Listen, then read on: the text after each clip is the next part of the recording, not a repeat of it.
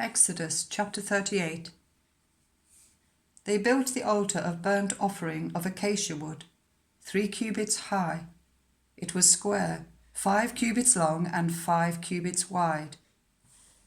They made a horn at each of the 4 corners, so that the horns of the altar were of one piece, and they overlaid the altar with bronze. They made all its utensils of bronze, its pots, shovels, sprinkling bowls, meat forks, and fire pans.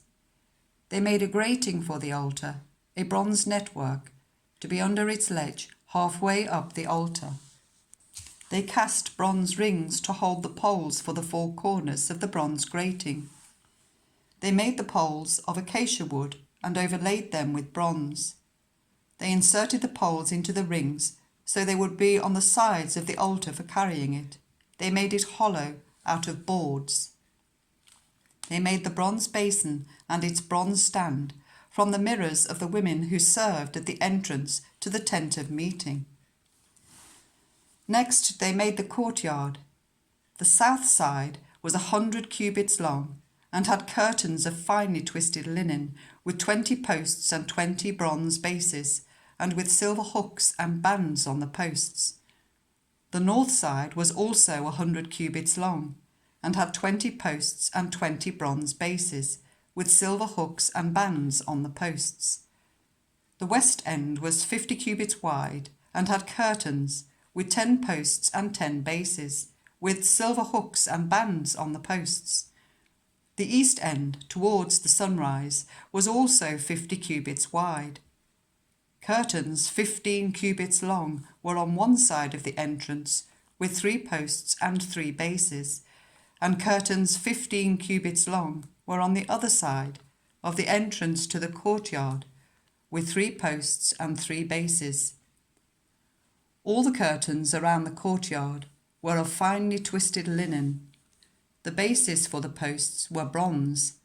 The hooks and bands on the posts were silver, and their tops were overlaid with silver, so all the posts of the courtyard had silver bands. The curtain for the entrance to the courtyard was of blue, purple, and scarlet yarn and finely twisted linen, the work of an embroiderer. It was 20 cubits long and, like the curtains of the courtyard, 5 cubits high, with 4 posts and 4 bronze bases. Their hooks and bands were silver, and their tops were overlaid with silver. All the tent pegs of the tabernacle and of the surrounding courtyard were bronze. These are the amounts of the materials used for the tabernacle of the covenant law, which were recorded at Moses' command by the Levites, under the direction of Ithamar, son of Aaron, the priest. Bezalel, son of Uri, the son of Hur, of the tribe of Judah, made everything the Lord commanded Moses. With him was Aholiab, son of Ahishamach, of the tribe of Dan, an engraver and designer, and an embroiderer in blue, purple, and scarlet yarn and fine linen. The total amount of the gold from the wave offering used for all the work on the sanctuary was 29 talents and 730 shekels, according to the sanctuary shekel. The silver obtained from those of the community who were counted in the census was 100 talents and 1,775 shekels, according to the sanctuary shekel. 1 bekah per person, that is, half a shekel, according to the sanctuary shekel, from everyone who had crossed over to those counted, 20 years old or more, a total of 603,550 men.